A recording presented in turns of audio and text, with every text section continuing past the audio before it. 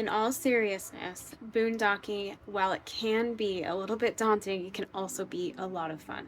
So, here are a couple of tips, tricks, and ideas that we use while we're boondocking so that maybe even if you're new to boondocking or you are an avid boondocker, maybe these might help you a little bit. If you are familiar with boondocking at all, you know that every single drop counts. So I'm going to start in the bathroom. We do not have an on-demand water heater, which those are a little bit less helpful when you're boondocking because it constantly needs a flow of water and constantly needs the flow of propane. So we don't have that. We just turn ours on and off. We also have a water saving shower head that we can kind of flip over when we're hooked onto water so that it's more of like an actual shower.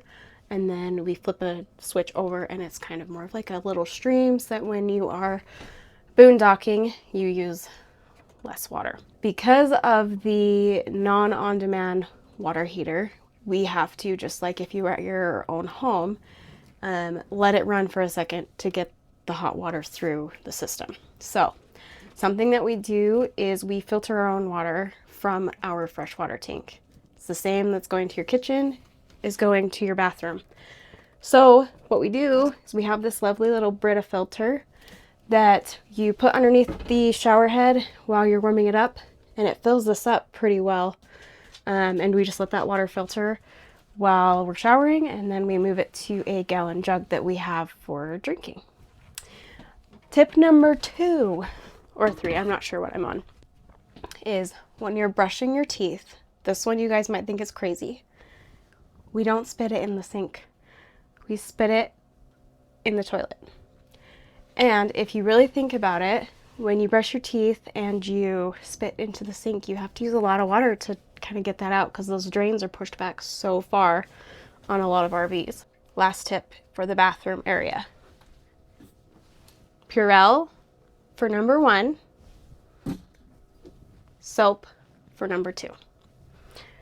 You forget how much water you waste while washing hands, and that way you can still stay nice and sanitized and clean. Moving 3 steps to my left into the kitchen, what we use a ton of paper products. Do not come at me. It's just works for us. Water saver big time. For cleaning, we use Clorox wipes or a spray with rag, and also lots and lots of paper towels. Dishes, I let those pile up. So I just do one big batch at one time, so I'm not playing around with the stupid water. Something that I want to know if anybody else struggles with this, but when you're boondocking, you're like trying to tap this on so it's barely a flow, and then you end up turning it on full bore. And anyways, so just save up your dishes, do them all at once. Now let's chat about how you can save on propane and electricity. Our water heater right here, like I said, not on demand. We only turn it on when we need it. We give it about a half hour before we want to shower, turn it on. Plenty of time to get the water in there hot. Which leads me to back here. We have a programmable thermostat, which all these things, if we feel like it, we will link them in our description, but we'll see. We turn off the schedule. That's usually scheduled when we are hooked up to pedestal power.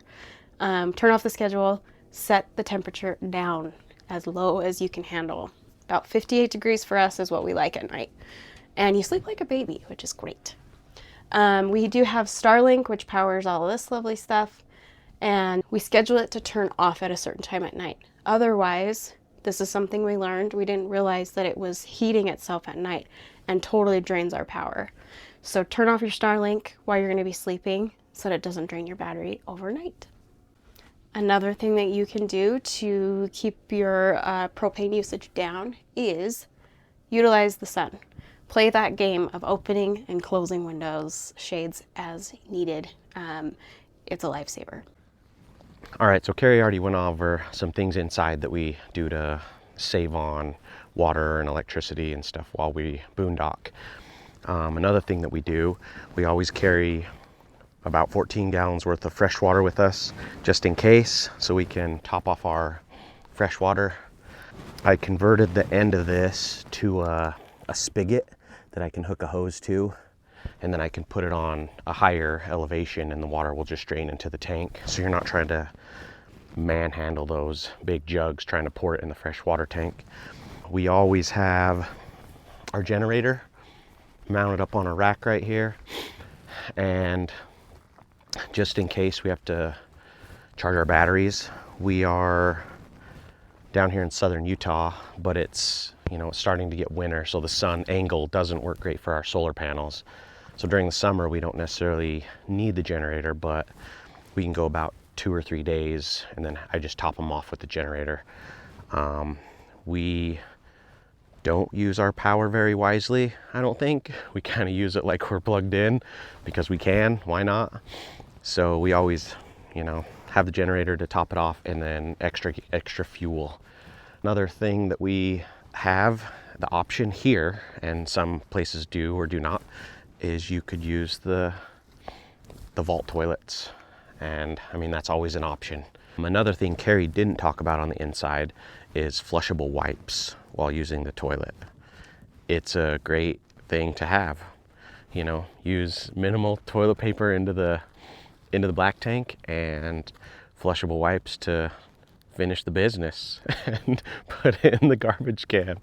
So talking about our solar capacity and what our batteries and everything are, I have 1200 watts of rich solar panels mounted up on the roof, and then over here is kind of where I installed all of our solar equipment's batteries. So we have a 3000 VA Victron inverter, 400 amp hours of Battleborn batteries, charge controller, monitor everything Bluetooth. So I don't have a servo to monitor it off a screen inside. I just use all Bluetooth on everything.